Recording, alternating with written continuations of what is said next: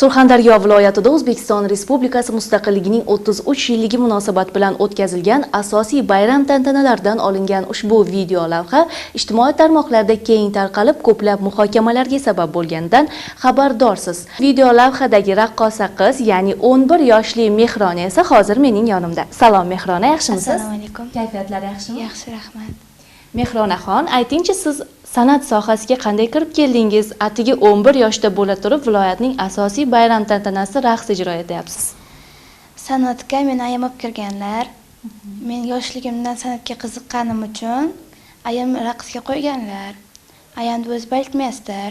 Mustaqillikning 33 yilligi munosabati bilan bo'lgan tadbirda siz nechta raqs ijro etdingiz? 7 ta. 7 ta kostyum almashtirishga to'g'ri kelardi. Orasida ikkita qo'shiqlar bor edi. Nima sababli o'sha raqs ijro etayotganingizda boshingizdagi o'sha bosh kiyimingiz tushib ketdi? Egilyotdim. Keyin bosh kiyimim tushib ketdi. Yaxshi qistirilmaganmi, ildirilmaganmi bilmasam. Chunki ulgura olmay qolgandim-da, orasida juda kam vaqt bor edi. Bosh kiyim topolmay qolgandim, yaxshi qistirolmagan menimcha.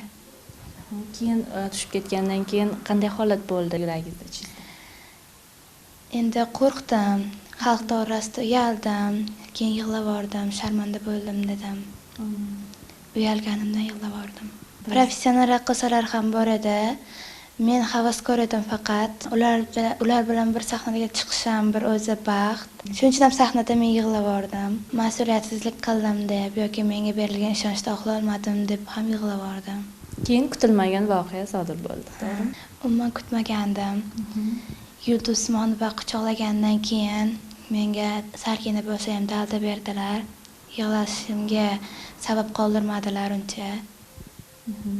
Sahnani ortiga o'tgandan keyin qanaqa jarayon bo'ldi? Sahnani ortida o'tgandan keyin ham yig'ladim, chunki baribir ham katta sahnada uyalgandim, yig'lavordim. Baribir ham yana uyaldim. Keyin ko'p kishi menga aytdi, nimaga yig'laysan, yig'lama deb. Madaniyat boshqarma boshlig'i menga o'zi dalda berdilar, yana tabriklashdilar, omad tiladilar. Ijtimoiy tarmoqlarda videolar tarqalgandan keyingi munosabat, yaqinlaringiz munosabati qanday bo'ldi? Ular tabriklashdi meni, seni Yulduz Usmonova quchoqlabdi-ku deb. Termiz shahridagi 16-maktabga o'qiyman. Sinfdoshlarim ham tabriklashdi meni, ustozlarim ham. Sahnaga chiqqan endi qizni boshdan ana unaqa koronka sabati tushib ketdi. Bu qiz bechora qanchalik kasbini yaxshi ko'radi, qanchalik xijolat bo'lib qoqilib tushsa ham 100 marta atrofga qaraymiz, birov ko'rmadimikin deb. Boshga tushib ketdi, men uni olib oyoqqa otib yubordim.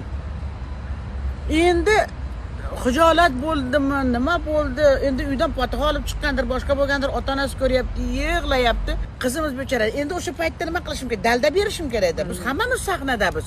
Bo'ladi bu narsa. Mana qo'limda ikkita konsert o'tganda qayta yiqilib ustini qoqib yana mana Farg'onada Zarinaning qizlari ikkita oyog'i tevaga bo'lib yiqilsa ham qoqib o'ynab ketishardi. Buni boshli koronkasiga yig'layapti.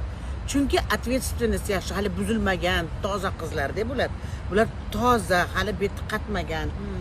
Bular uchun qanday viloyat konsertida salyutda hali finalga chiqayotgan qizlar-da endi. Bular atborni qizlar, o'sha atborni qizlari. Mas'uliyat. Lekin mas'uliyat his qilgandan-da, shuning uchun quchoqlab, o'pib, erkalayman-da, biz hamkasbmiz mana. Qo'llaga degan hamkasbmiz sahnada.